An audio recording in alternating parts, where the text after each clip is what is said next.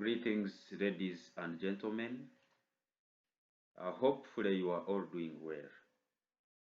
In the previous lecture, we talked about how to use the inverse matrix to solve for a system of linear equations. And I hope we are now very familiar with that method of using the inverse matrix to solve a system of linear equations. Today, we want to come to what we call solving a linear system using determinant of a matrix. So far we have already talked about how to get the determinant of a 2 by 2 matrix. We have seen about a 3 by 3 matrix. We have seen how to obtain the determinant of a matrix that has got the order that is greater or equal to 3. We have seen all this. We have also looked at different methods of solving or getting the determinant of a given matrix. So today we want to use the determinant of a matrix to solve for a given system of linear equations. We shall basically apply this method, which method is also known as the Cramer Rule, which was named after Gabriel Cramer between 1704 to 1752. This method uses the determinants to solve a system of any linear equations that has got any variables, and we shall apply this rule especially to systems that have got what we call the unique solutions. So let us see how we can apply the determinant to solve a given system of linear equations. Basically, we shall start with a system that has got only 2 equations. Then we can progress to a system that has got more than 2 equations.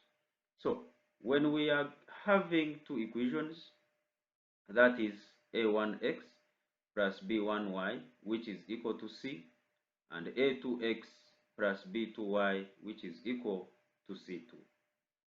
When you solve this system here, you should be able to obtain the values of x and y, the values of x and y as x as this and y as this, provided that this denominator here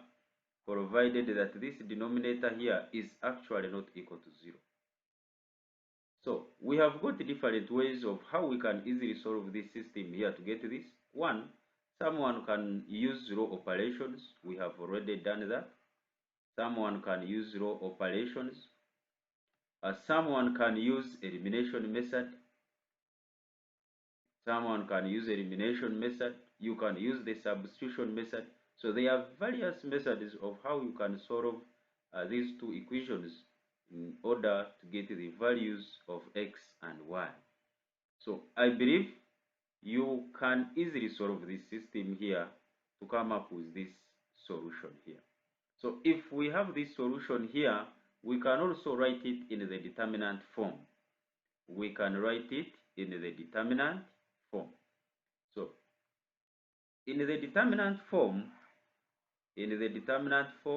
we can easily write this as, when you look at x1, when you look at x, this x here, you realize it is having c1b2 minus c2b1. And I said that you obtain this after you have solved this system here, either using row operations or elimination method. It can be substitution method. You know how to solve these 2 equations to obtain the value of x and the value of y. But our interest is not through all that process of getting x. Our interest is to see how best we can get x in terms of the determinants. Now, when you look at this system, this value of x here, you realize this value can be related in terms of what we call the determinant. How? When we look at what we have here, we have our x as C1 B2 minus C2 B1 divided by A1 B2 minus A2 B1. Looking at this, you can actually see that what you have here is the determinant, in which the determinant you have, it is a determinant of a 2 by 2 matrix, which is C1, C2, then B1, B2. When you look at what you have in the denominator here, is actually the determinant of A1, A2, B1, B2. Why? Because when you look at this one here, when you have the determinant of C1, C2, B1, B2, you recall that to get the determinant of a 2 by 2 matrix, we multiply, or we get the product of elements in this diagonal here, which is the major diagonal. We subtract the elements in the minor diagonal, which is this diagonal. So in other words, we get C1, we multiply it with B2, we subtract C2 multiplied with B1. When you look at this, it is same as this expression here. Similarly, when you look at what you have here, to get the determinant of this matrix here, you simply get the product in the major diagonal, which is A2 times B2 minus the product in the minor, which is A2 times B1. Looking at what you have here and what you have in the denominator, you realize they are the same. So in other words, we can easily express this solution here in terms of the determinant to give us this. So looking at that, we can easily get the value of x. So our relation is, to get the value of x, you realize what was the initial matrix system. So let us look at what was the initial matrix system, and we see how best you can easily place it in what we call the matrix form.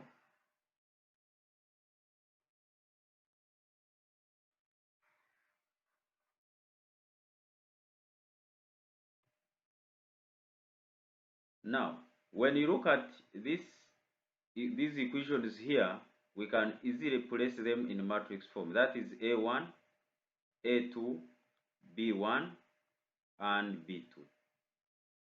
So this one here is E2 x and y, which is equal to C1 and C2.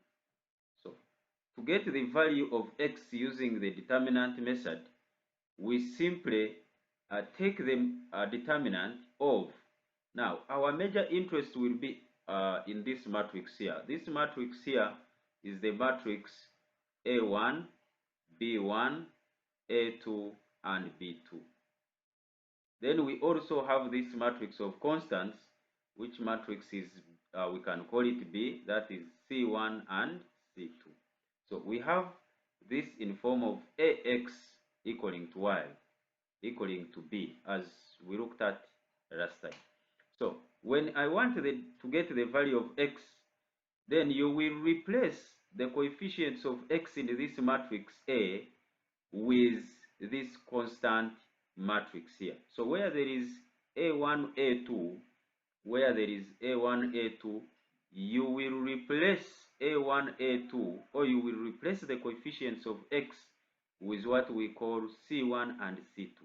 So where there is A1, A2, simply place there C1 and C2. Then this one will remain the same, that is B1 and B2. We shall divide this by the determinant of this same matrix, that is the determinant of A1, A2, B1, and B2.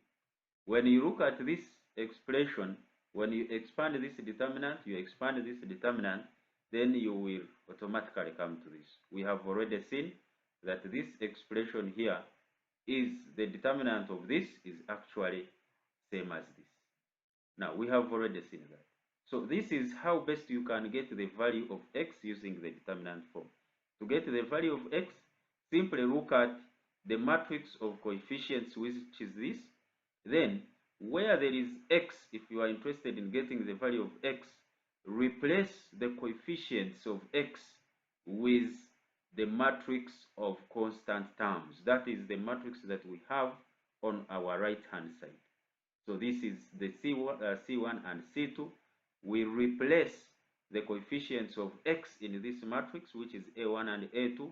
Then you take the determinant of that, divided by the determinant of the same matrix. That is A1, B1, A2, A2. That is the matrix of the coefficients. And if you do that, you'll be able to obtain this one here, which will be the solution of x. So that is how we get x. So let us look at how best we can get y. So to get the value of y, we shall consider the same technique of how we have got the value of x. Now, to look at y, let us look at this value of y.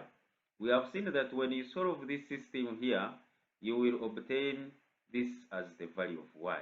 So we want to get the value of y now in terms of the determinants. Now, still, when you look at the value of y, which is same as a1 c2 minus a2 c1 divided by a1 b2 minus a2 b1. When you look at this, you realize that this one here, what you have in the numerator, is actually the determinant of a1, a2, c1, c2 divided by, when you look at what you have here, is actually the determinant of a1, a2, b1, b2. That is what we are having here. In that, when you expand this one here by using the expression for the determinant, to get the determinant of a 2 by 2, we get this product, that is a1 times c2 minus the product here, that is a2 c1. When you look at this and this one here, a1 c2, a1 c2 minus a2 c1, a2 c1. So you realize what you have here is actually same as this expression, divided by the determinant of this is a1 b2 minus a2 times b1. Looking at this, what you get here is actually same as this. So in other words, y can be obtained using the determinants by simply taking the determinant of a1, a2, c1, c2 divided by the determinant of a1, a2, b1, b2. But how do we get this? Will be our major concern now. So let us now see how we obtain that. Since we have seen that we can obtain y in terms of the determinants, we can now see the procedures of how best we can do that. We shall first of all express this one in matrix form. In matrix form, it will be a1, a2, b1, and b2. Then you will be multiplying it together with xy to get what we call c1 and c2. Looking at this, it will be in the form of a x equaling to b. In other words, your a is a1, b1, a2, b2. And the matrix of constant terms b is actually c1 and c2. Now, we are interested in getting the value of y. To get the value of y, we shall look at this matrix of the coefficients, this matrix A. Within this matrix A, we shall be interested in y coefficients. The y coefficients are b1 and b2. So within this matrix, what you will do, you will eliminate the y coefficients. When you eliminate the y coefficients, replace them with this constant matrix. That is the matrix of constant terms, C1 and C2. So when you are interested in the value of y, simply eliminate the coefficients of y. After eliminating the coefficients of y, then replace them with this matrix of constant terms. And what will that one give us? We still have the coefficients of x, a1, a2, where we have the coefficients of y within this matrix, we shall substitute them with c1 and c2. So when we do that, we shall divide this one here by the determinant of the same matrix, which is A1, B1, A2, B2. And when you do that, you realize what you are getting here will be actually A1 times C2 minus A2 times C1, then divided by what you have here. When you take the determinant, it will actually be A1 B2 minus A2 B1. What you have here is A1 C2 minus A2 C1. So when you look at this and this one, you realize it will be the same solution as the value of y that you obtain after you have solved this system here. So that is how we express or how we get the values of x and y using the determinant method or using what we call the Cramer Rule. To understand this one better, let us look at some few examples. So we have so far seen how best we can obtain the value of x and y in the determinant form when given two equations. So that is so far what we have said, that in the coefficient matrix A, which is A1, A2, B1, B2, if you are interested in getting the value of x here, you simply replace the coefficients of x with the b, which is the one for the constant terms. So you replace this one here, A1, A2, the coefficients of x with C1, C2, and to get the value of y, you replace within this matrix here the coefficients of y with C1, C2. So you'll be able to get the values of x and y. So let us look at one example here. We are saying solve this system here using what we call the Cramer Rule. So basically, we shall first of all express this matrix, this system here in matrix form. So when we place this in matrix form, we shall have 4, we shall have -2, we shall have 3 and -5 into x and y, then which is equal to 10 and 11. What will be our interest? Our interest is this matrix, which we can call A, that is 4, -2, 3, and -5. Then another matrix we have is B, which is this matrix of constant terms, 10 and 11. So what we shall do is we shall now have to apply the x and y in terms of their corresponding determinants. So to get the value of x, we said within this matrix here, we shall get the determinant of where we have the coefficients of x, we replace them with this matrix. So it will be 10, 11, and then here we shall have -2 and -5. Then we divide this by our matrix of coefficients, the determinant of matrix of coefficients, which is 4, -2, 3, and -5. So within this matrix, you have replaced the coefficients of x with this matrix of constant terms. Then from there, try to simplify this expression. You know how to obtain the determinant of a given matrix. We get 10 times -5.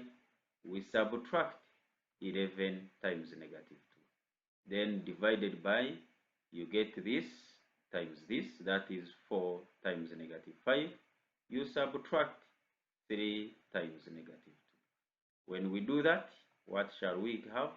We shall have this as -50 minus, this is 11 times -2, which is -22.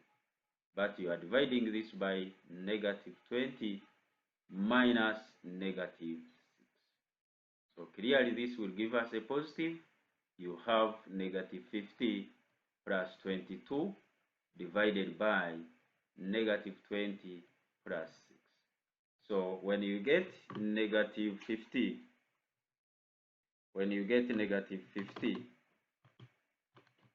you add there 22, you should be able to get negative 28. We are dividing this by negative 14. So this will clearly give us positive 2 as the value of x. So this will be the value of x when we are using what we call the Cramer's rule. So what is most important is that this matrix of coefficients, we shall simply take the determinant of this matrix, but what we shall have in the numerator will be the determinant when we have replaced the coefficients of x in this matrix here by this value or by this matrix of constant terms. And you'll be able to easily solve that by using what we call the determinant method. So that is how we get the value of x. So we can do the same and get the value of y. Now we need the value of y. To get the value of y, we shall say y is same as the determinant of. Look at this matrix. Remember, we are having our A as 4, negative 2, 3, and negative 5. We are having our B, matrix of constant terms, as 10 and 11.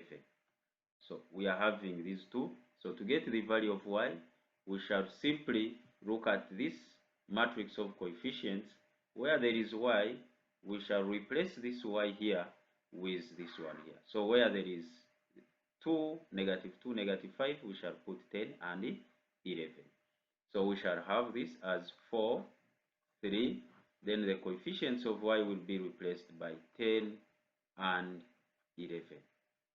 Then we take the determinant of that. So from there, we shall also be dividing this by the determinant of the same matrix of coefficients. That is 4, 3, negative 2, and negative 5.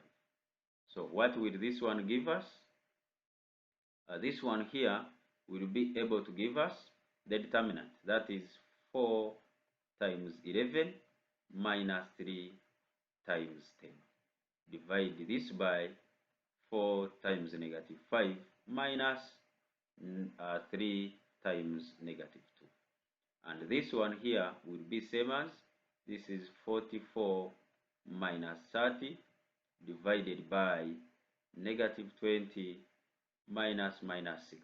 But fortunately, you will have already got this, because when you look at what we have done for x, we had the same determinant matrix. So we had the same matrix here. So the determinant should be the same. So this one here should be easier for you to easily substitute, because you have already got this one when you are solving for x. So it should be easier for you to easily manipulate. So this one will give us 14 divided by negative 14, and this one here will give us negative 1. So this will be the value of x. So clearly we are able to get the value of x and the value of y by using the determinant method.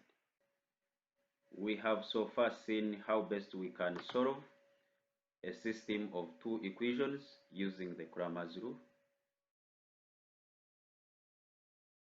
We have obtained the values for x and y using the same method, and which I believe is very clear to us. Now we want to look at now a system that is having more than two unknowns.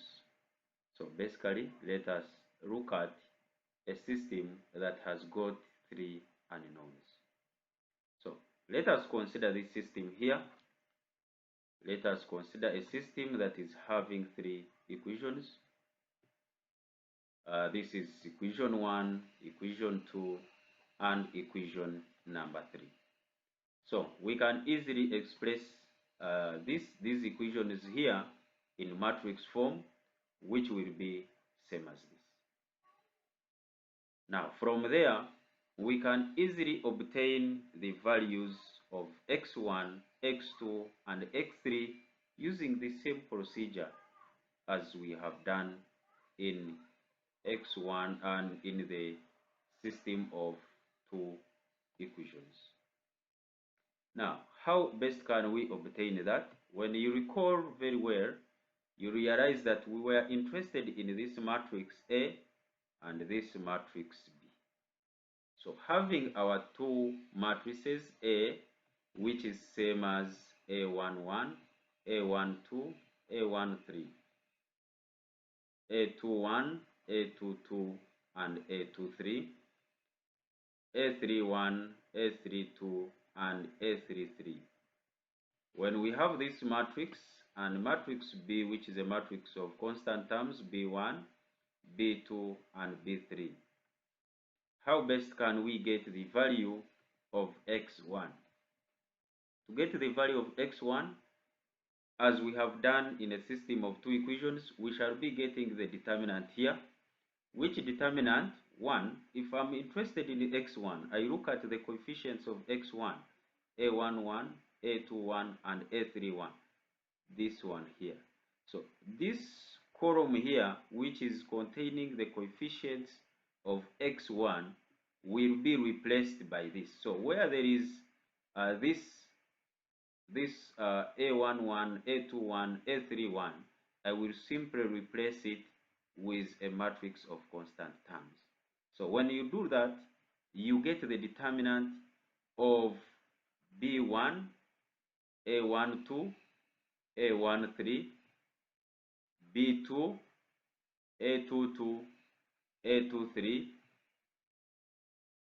b3, a3, a32, a33.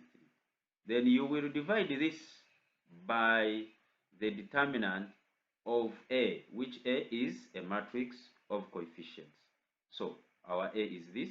So it is divided by A11, A12, A13, A21, A22, A23, A31, A32, and A33. So what you get here after you have solved for this and this one here, and after you take your division, then you will be able to get your x1. So I'm very hopeful that we shall be able to get this x1 using this determinant. We already know how to get a determinant of a 3 by 3 matrix, so we can be in position to compute this. We can be in position to compute this. So that is for x1. We have simply replaced within this matrix here, where the coefficients of x1 are, we have replaced that one with the matrix of the constant terms. And you'll be able to compute and get the value of x1. Next, let us look at how best we can get the value of x2. So to get the value of x2, still we shall consider the same procedure. To get x2, look at within this matrix of constant, within the matrix of coefficients. Within this matrix, where you have the coefficients, of x2, replace them with this matrix. So when I look at this matrix here, then coefficients of x2 are these. So I will eliminate this and I replace it with this matrix here. So in other words, here I will have A11, then B1, A12, that is A13, then A21, then this is B2, then this is A23. I will have A31, this one now is B3, then A33. Then I will divide it by the determinant of the same matrix, that is A11, A12, A13, A21, A22, A23, and A31, A32, and A33. You already know how to compute the determinant of a 3 by 3 matrix, so you'll be able to get the value of x2. Next, let us look at how best you can get x3. So to get x3,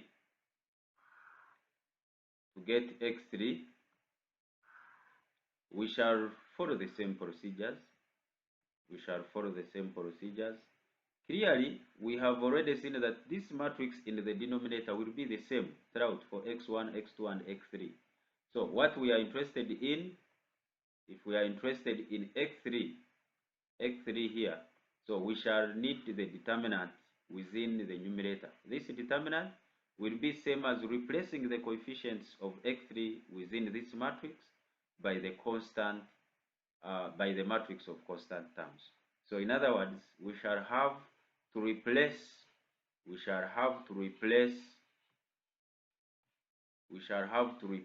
matrix here. We shall have to replace this one, these entries here, A2, A13, A23, this one here, this column will be replaced by this.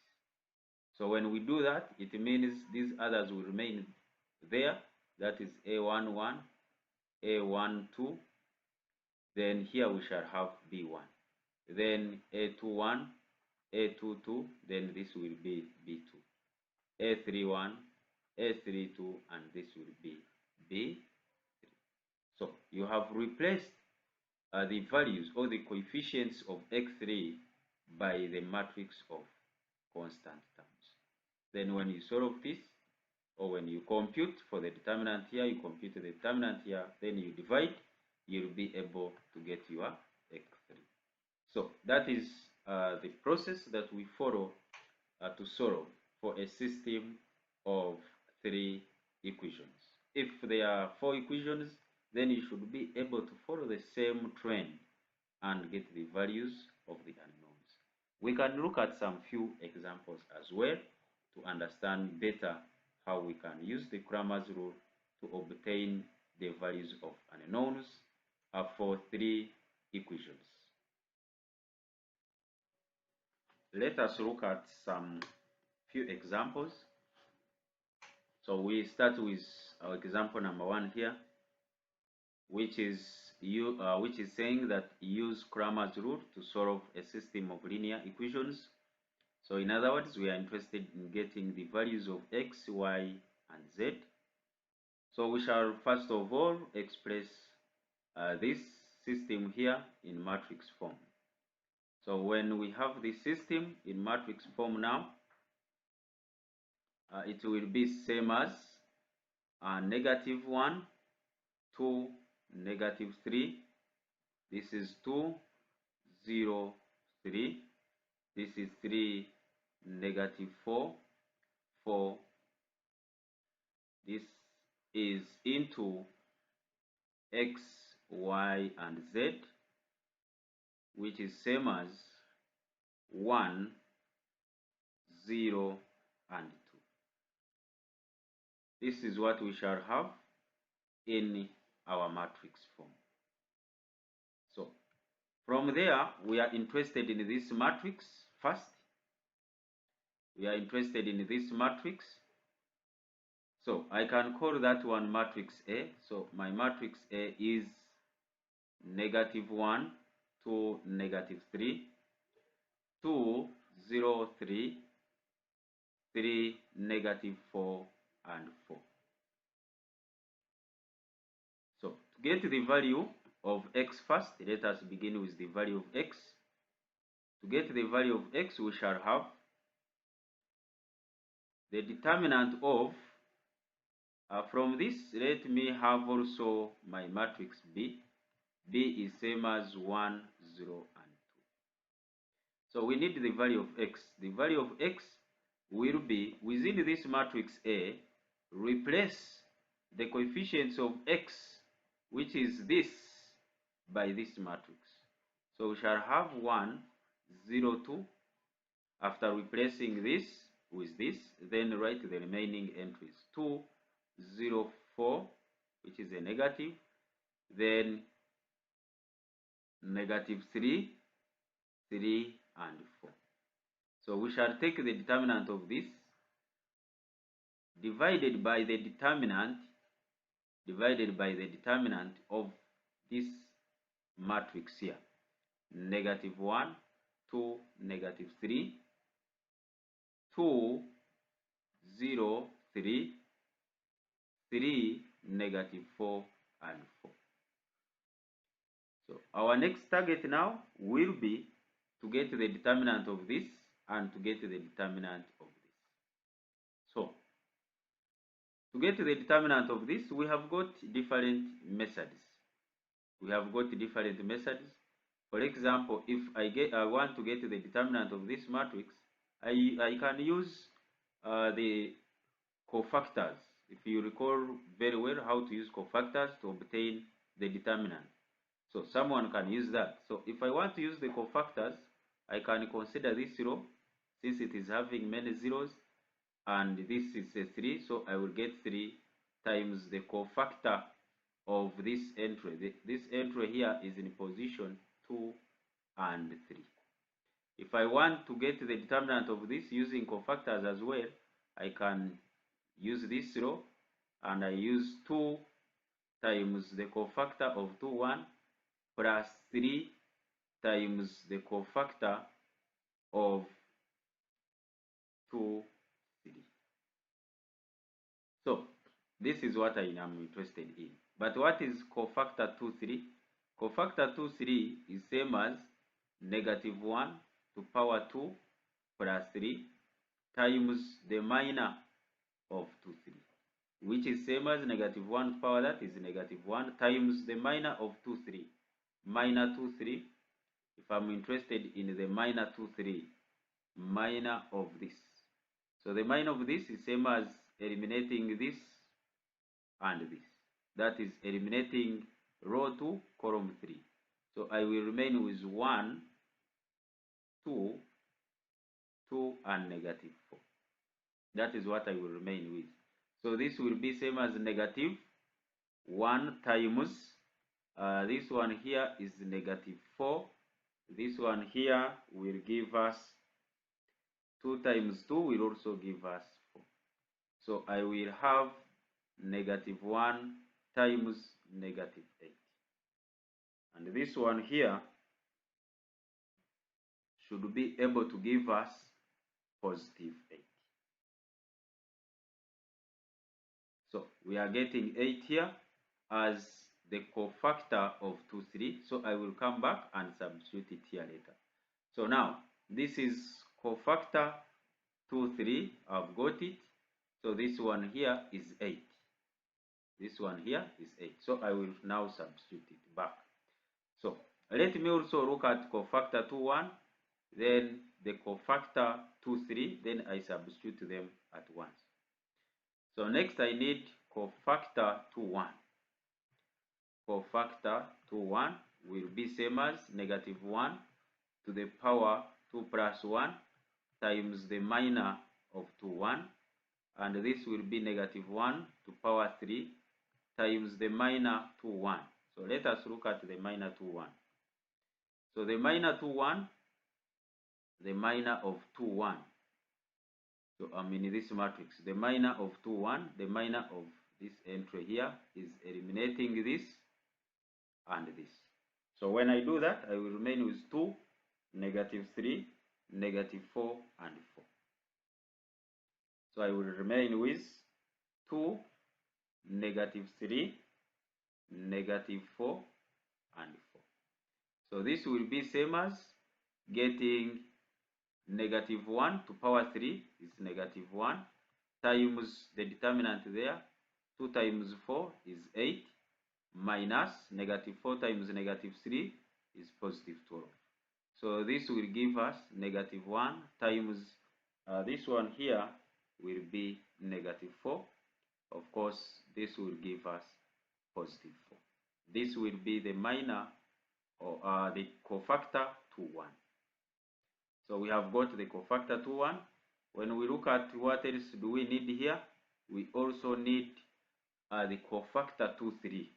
We also need the cofactor 2, 3. Let us look at the cofactor 2, 3 now.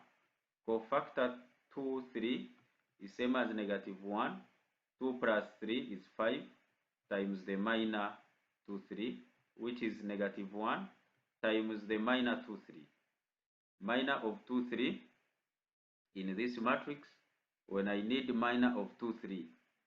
2, 3 is this, So the minor, I have to delete this row, that is second row, and third column. I will remain with -1, 2, then 3, and -4. Okay. So from there, I will have -1, 2, 3, and -4. So that is what we remain with here. When you take this and this, you remain with -1, 2, then 3, and -4. So next, we can try to compute this, and we shall have this as -1 times, when you compute this will be 4 minus 3 times 2 is 6. This is -1 times -2, and this will give us +2. So this is the cofactor 2, 3. Now I will return back the cofactors. I need the value of x. Remember, x, we are using the cofactor to get the determinant. This is one way. You can also get the determinant of this. First, get the determinant of this using the different methods we have seen. So this was one of the methods, but another method is to get 1 then times the determinant of when you have deleted this of 0, -4, 3, 4. So use the method that will be easier for you. You can first write this one separately, get the determinant of this separately, get the determinant of this, come and substitute. So I'm using the one for the cofactors. So I've got cofactor 2, 3, I've got the cofactor 2, 1, I've got the cofactor 2, 3. So I want to substitute them back to get the value of x. So I can call this one equation number 1, and I will say now from 1, I will say from equation 1, our x will be, from equation 1, x will be, so I will come to this, that is 3 times 2, 3, 3 times cofactor 2, 3, which is 3 times 8. This will be 3 times 8 divided by, I will go back again, then the next one is divided by 2 times C21, 2 times divided by 2 times C21 is 4, plus,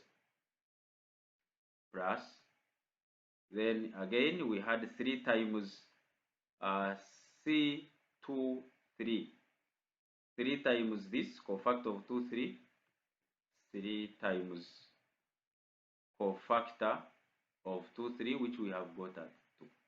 So this will give us 3 times 8 is 24 divided by, this is 8 plus 6. 8 plus 6, we are getting 14. So from there, we are having 24 divided by 14, which we can reduce by 2. This will be 12. By 2, this will give us 7.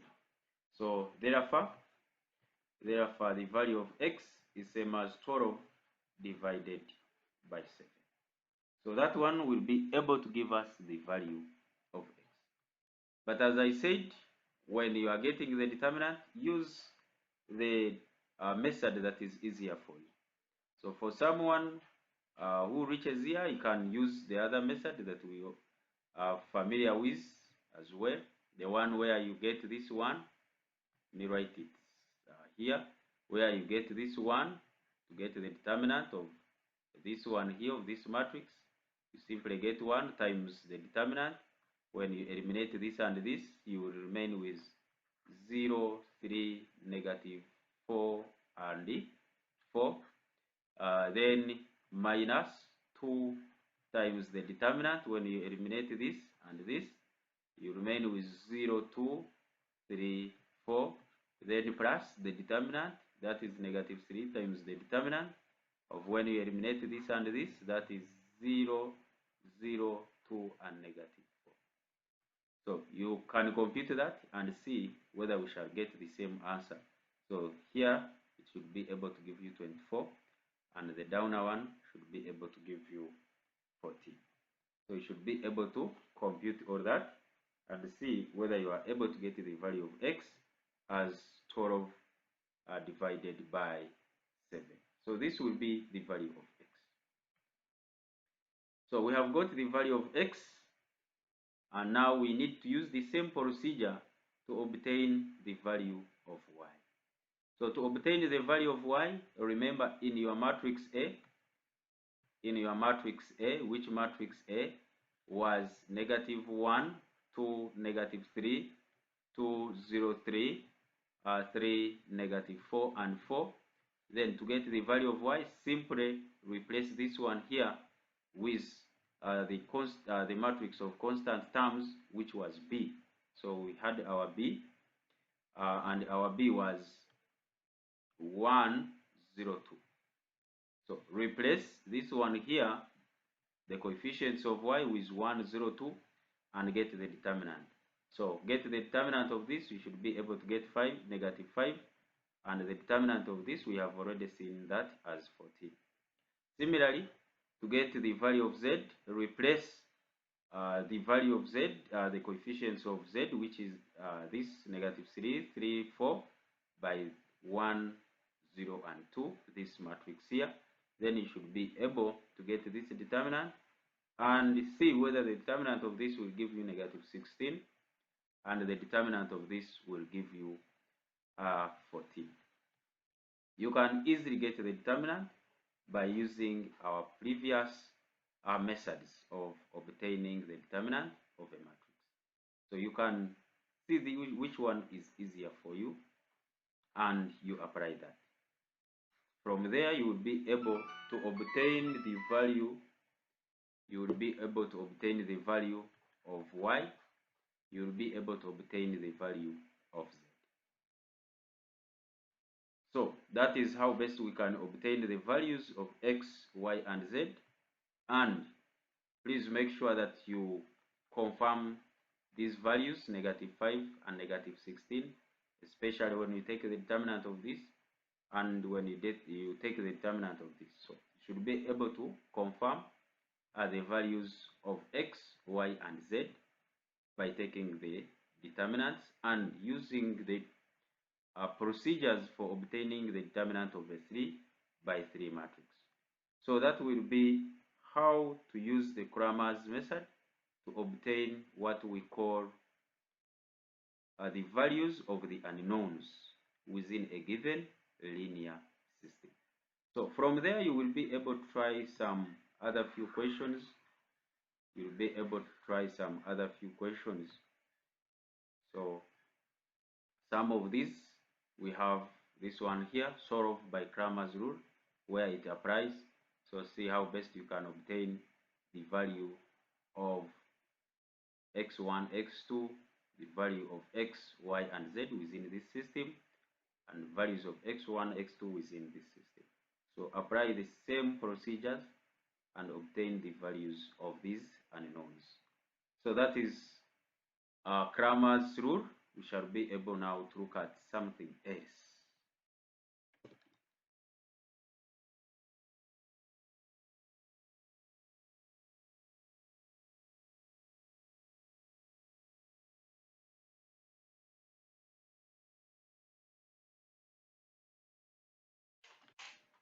Let us look at this remark. The remark says, in case you have the product of two matrices as 0, it does not necessarily mean that A is 0, or B is 0, or both of them are equal to 0. That one, if you have this true, it does not necessarily mean that A is 0, B is equal to 0, or both of them are equal to 0. Let us look at, for this case, if you have your matrix A as this, and your matrix B as this. When you multiply the two matrices, that is A together with B, and you multiply, that is row by column. When you multiply row by column of this one, 1 times 1, you get this, plus 1 times -1, then 1 times -1, then plus 1 times 1, then 1 times 1, plus 1 times -1, you get this.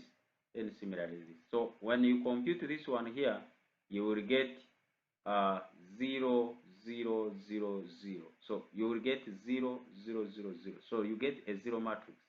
So when you look at this, AB is equal to 0, but A is not equal to 0 and B is not equal to 0. So clearly, if you are having AB equaling to 0, it is not a must that A will be equal to 0, B will be equal to 0, or both of them will be equal to 0, as we have seen in our remark here. So let us look at definition 2.21. The definition says if you have A as your square matrix, then we can express this A in terms of its corresponding powers. So we can get the powers of A as, if you are talking about A to power 0, then we shall be using the identity matrix to represent A to power 0. Then when you are interested in A to power 1, it is actually same as the same matrix. If you are interested in A squared, it's actually same as getting A times A. If you are interested in getting A to power 3, it's same as getting A squared, which we have already seen here, then times A.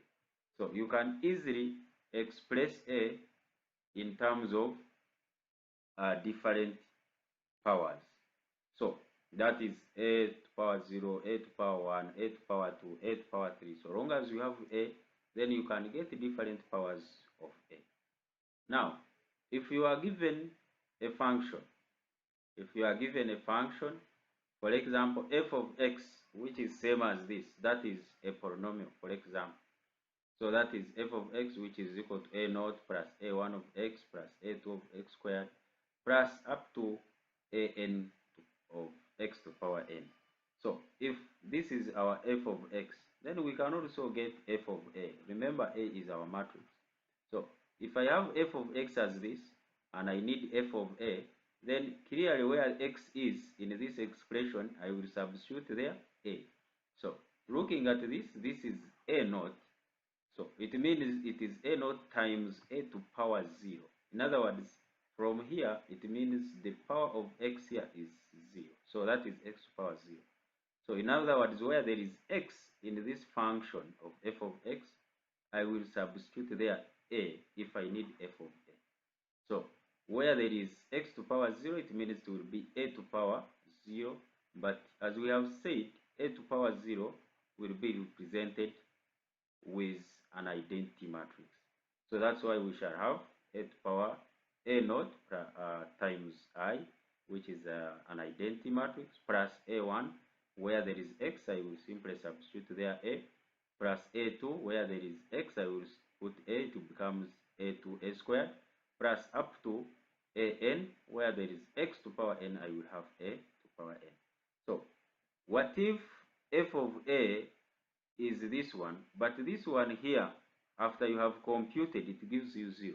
So in other words, you are having f of a equaling to 0, because you are having a naught I plus a after you have computed this, because a1, a naught, a1, a2, these are scalars. So you can easily compute this one here. But if you compute and it gives you 0, then what does that one mean? It means that a is a root or a 0 of the polynomial f of x.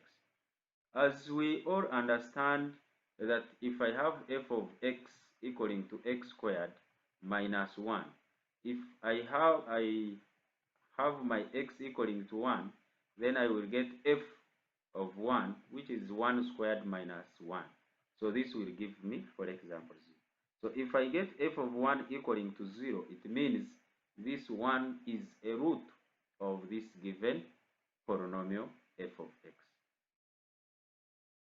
So if this one is a root, or what we can call a 0 of this polynomial here, then the same will apply to the matrices. If you substitute your a within your f of x that will be given, and you get this side, on the right hand side, or you compute and you get this one as a 0, then the same way we describe 1 to be a root of this given x function is the same way we shall say a, which is the matrix, is the root of this given polynomial that we shall be given. We shall understand that by looking at some few examples.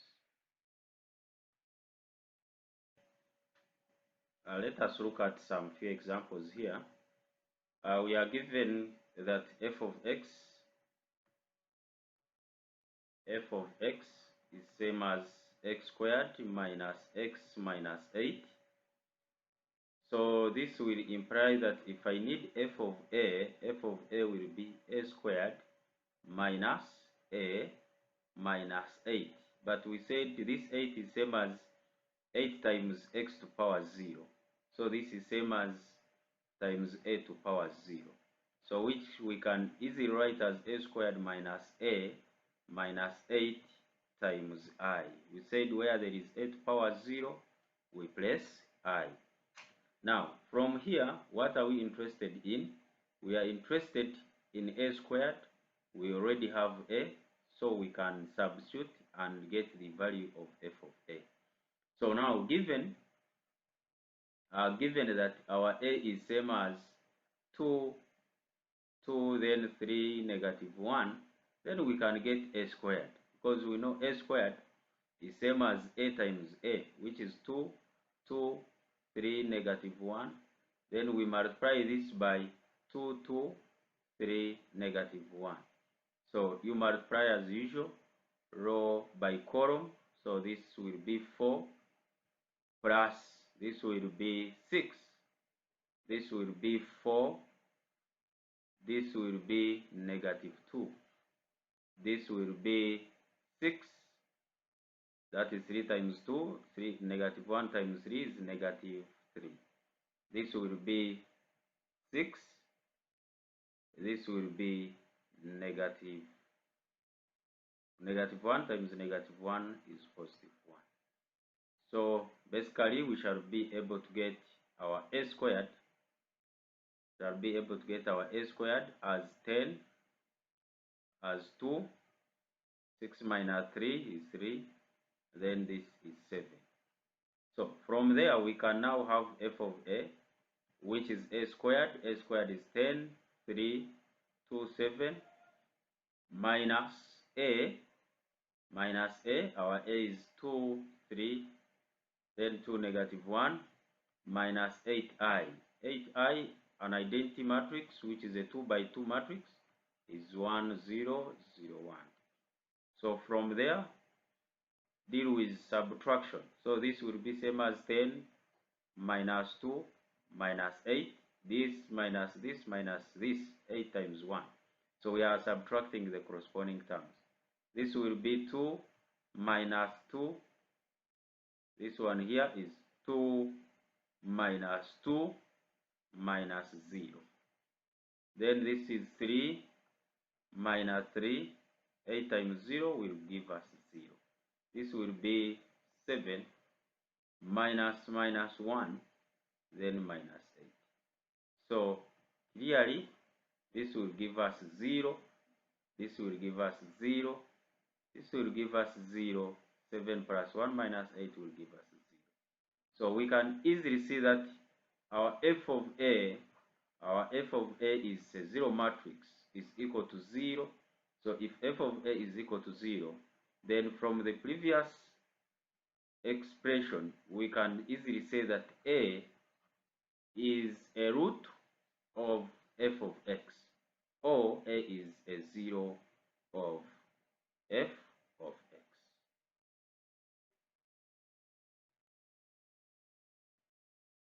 Let us come to what we call the trace of a matrix. If we have a square matrix A, which is defined as this, then we can define the trace of a matrix A, which we denote as this, as the sum of the entries on the main diagonal of that given matrix. What does this one imply? It means that if you have a square matrix, then we can obtain what we call the trace by simply looking at those entries within the main diagonal. For example, if we have a matrix A, which is a 3 by 3 matrix, then this one here is what we call the main diagonal.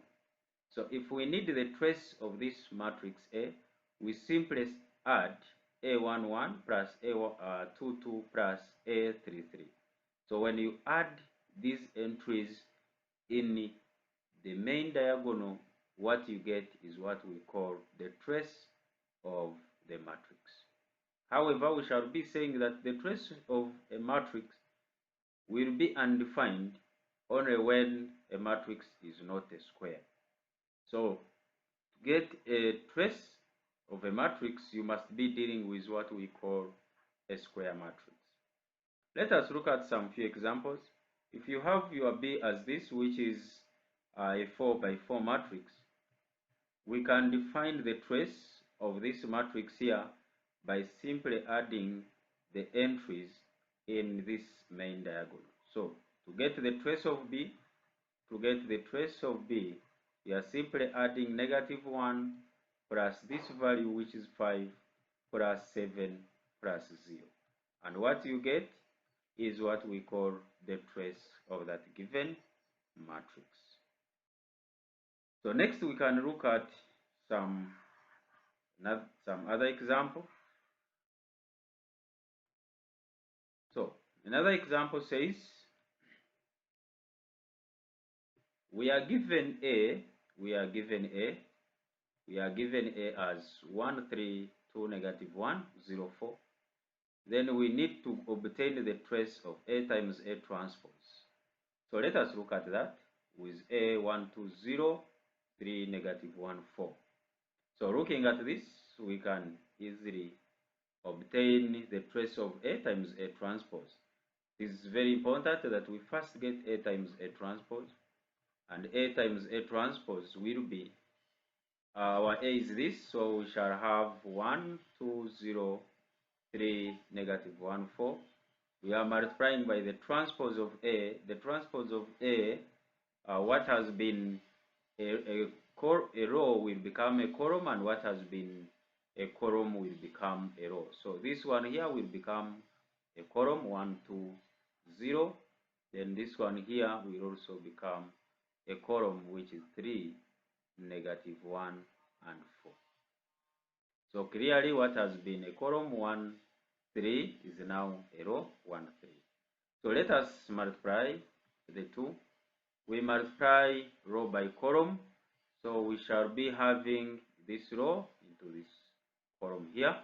That will be 1 times 1 plus 2 times 2 plus 0 times 0.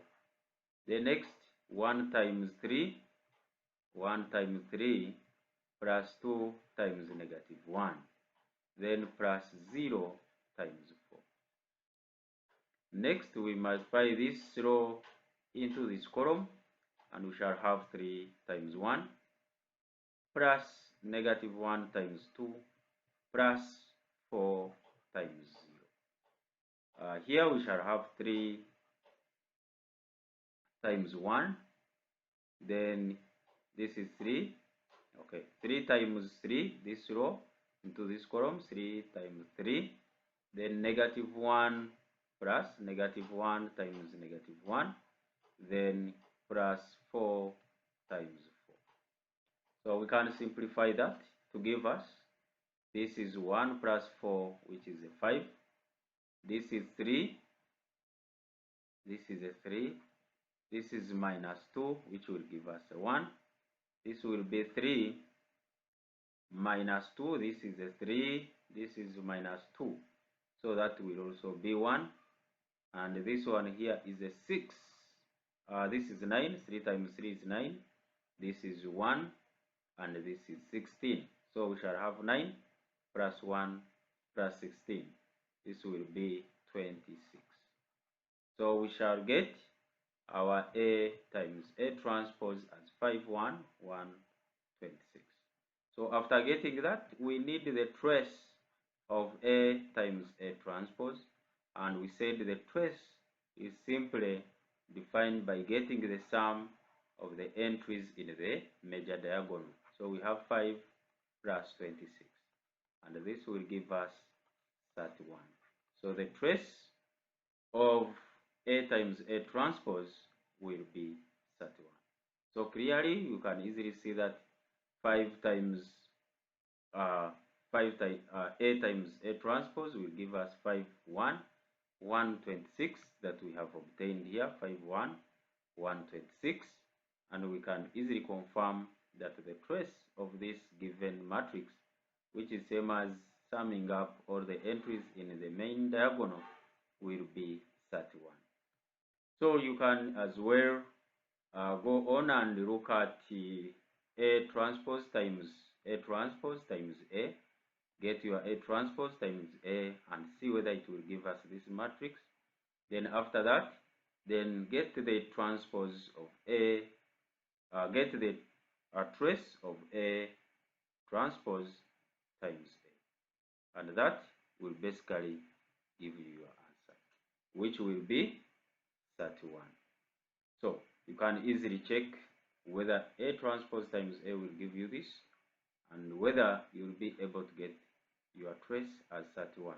But basically, if this matrix is the matrix corresponding to A transpose times A, then possibly you have to look at this main diagonal, and you can easily see that you are getting 10 plus 5 plus 16, which is actually same as 31. So trace of A transpose times A will be 31. But confirm that one by getting A transpose times A first and see if you are able to get that given matrix. We shall look at some few properties of what we call the trace of a matrix.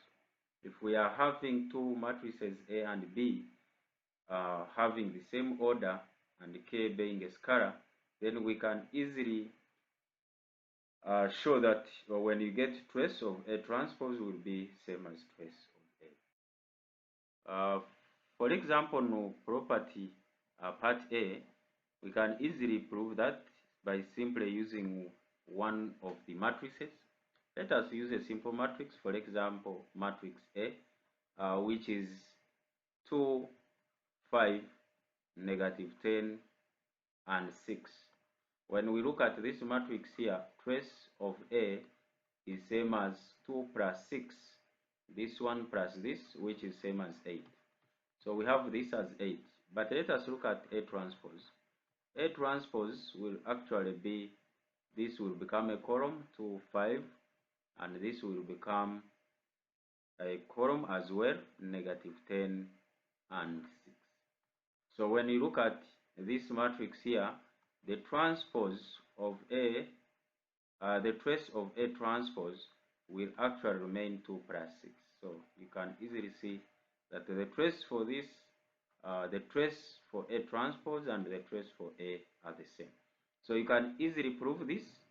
You can easily prove this using the general definition for matrices of A and B.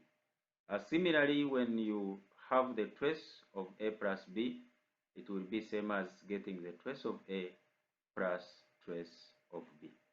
Also, when you have trace of a given scalar multiplied in matrix A, it will be same as having that 2, that K times the trace of that given matrix. You can easily take an example.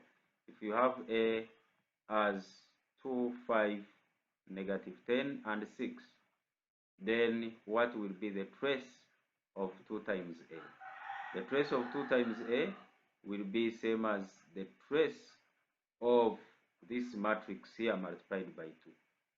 So we shall have 4, 10, negative 20, and 12. That is 2A. 2A will be same as this. So the trace of this is actually same as 4 plus 12, which is same as 16. But what is the trace of this? The trace of A alone is actually, the trace of A alone is actually 8. So you can easily see that 2 times trace of A will be same as 2 times 8, which is also 16. So clearly the 2 will be the same. So you can easily prove this as well. Also, when you take the trace of AB, it will be same as the trace of B times A. So look at the proof of all these properties here, and you should be able to easily try and get them out. Lastly, you will read about rank and nullity of a matrix. We have already so far covered elementary row operations, so you will need to read about rank and nullity of a matrix, know how best you can obtain the rank and nullity of a matrix. This basically uses row operations, which we have already studied, so you should be able to deal with rank and nullity of a matrix. Make sure you read about it, and some practice questions will be within the reference book, that is Elementary Linear Algebra by Howard Anton and Chris Rowers, and you will try these exercises out. Exercise set 1.2, 1.4, 1.3, and all others. So try out all these exercises here. They contain most of the parts that we have already covered under matrices. So look at different numbers, different questions, and you should be able to practice them such that you prepare very well for your examinations.